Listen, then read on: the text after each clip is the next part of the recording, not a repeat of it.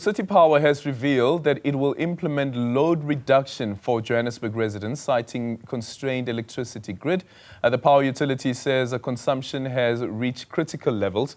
Substations with high demand will be targeted, while efforts will be ramped up to cut off illegal connections. It comes hours after Eskom announced that load shedding will remain suspended. The utility is also maintaining its outlook for the winter season. Let's now speak to Professor Sampson Mamphweli of the South African National Energy Development Institute, who's joining us to unpack this further. Prof, a very good morning to you. Thank you so much for making time for us.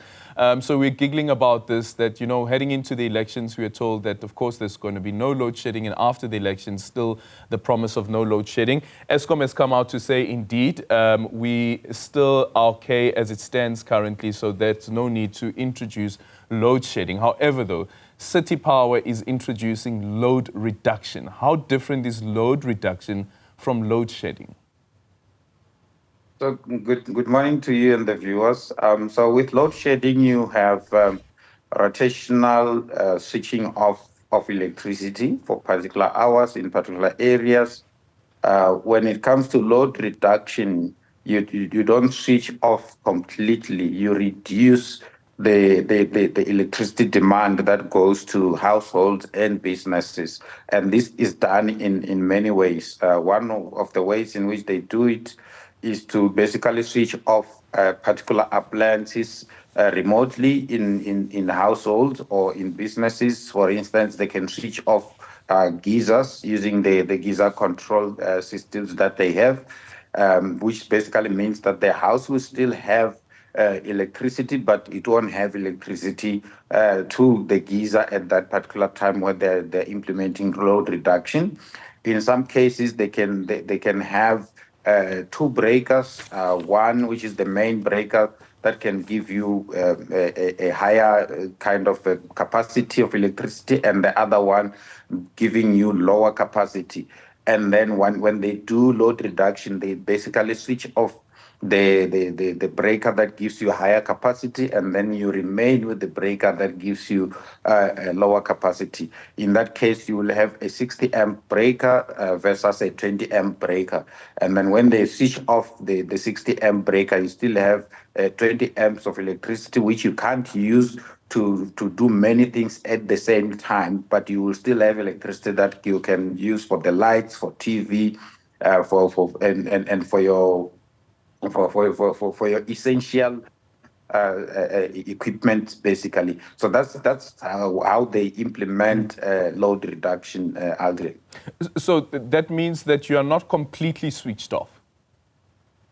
Yes, that's correct. You're not completely switched off when it comes to load reduction, whereas with load shedding, you are completely switched off. And like what City Power is saying, load reduction is one of the measures that can be implemented to basically reduce the load on your electricity network, mainly at distribution level, not at transmission level. Because with load shedding, they can even do it at transmission level. They can also do it at distribution level. Yeah. So if Eskom comes out to say in their statement that our generation performance continues to surpass the winter forecast for this year, the current unplanned outages averaging at around 11,300 megawatts, which is 3,000 megawatts less than what was anticipated, then what would necessitate City Power then to implement load reduction if Eskom, the major power utility, is saying that, listen, we do have electricity supply. Why would City Power then go with load reduction if there's no problem with the electricity supply? So in the case of City Power, when they do the distribution lines and then they have transformers and these substations in particular areas, they calculate the demand and estimate the demand based on the number of establishments that will be connected, be it households and businesses in that particular area. So what happened especially in metros, is that you now have a lot of illegal connections, especially from informal settlements, and not only informal settlements and other settlements as well. And now what happens is that their transformers, for instance, they're designed such that they have capacity for the particular areas, and then they increase it to about 10 to 15% additional capacity. And what they are seeing now is that that 10 to 15% capacity it gets exceeded during winter when these illegal connections are also pulling a lot of electricity through those transformers. And once the 10 to 15% is exceeded, then there are risks of that transformer blowing up, and there are risks of substations basically switching off, which basically affect the integrity of that distribution network. So that's why now when they start to realize that there will be there's a lot of demand in particular areas, they start to implement demand reduction measures such as your load reduction measures as well. That's basically what prompted them to start thinking along those lines. Yeah, but essentially the intention here between load reduction as well as load shedding is the same. It is to protect the grid. In the case of Eskom, the national grid, in the case of Eskom would be to protect their grid in the city of Johannesburg. Am I correct with? That is correct. So it's to protect the integrity of the grid so that the grid does not collapse. So if the grid collapses, so for instance, in the city in the city of Johannesburg, if they don't implement load reduction, they will start to see transformers blowing up. They will start to see substations blowing up. And that once that happens, it takes a bit longer to basically fix it, because they will have to order the parts. They have some lead times where they have to wait for these parts to come, and then they have lead time where the workers need to go and change the transformers after switching off much bigger areas and things like that. So that is exactly what they are trying to avoid. In some cases it can take 3 days, in some cases it can take 3 weeks.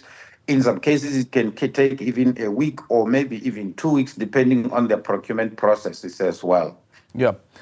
Finally, as part of load reduction, what we are told is that to avoid the network overloading in high-density areas. So it seems as though that the number of people living in a certain area is also fundamental to a decision to implement load reduction. Speak to us about that. What does this mean, for instance, for a suburb in, let's say, Glen Austin, where you have a population of around 100,000 compared to an area like Soweto, where you have millions of people living there? So that is correct. So you've got areas where there are millions of people, where we still have old transformers that were put in place before the places are densely populated or highly populated. That is now the problem of City Power. They need to change those transformers. And then you have even in suburbs, the number of people could be 100,000, but you might find that the transformers there were meant for maybe 90,000 people. Then they need to look into that and change the size of the transformers. But over and above that, in densely populated places where you have additional numbers that were not necessarily planned for. For example, where you have informal settlements, and then you in addition to that, you've got people bridging electricity, doing all sorts of illegal connections. Those then add additional pressure on the electricity grid. So during winter, when everybody's using electricity for their heaters and stoves and things like that, it then increases the demand, and then it puts a lot of pressure on the network. We've had a situation where many people installed solar PV.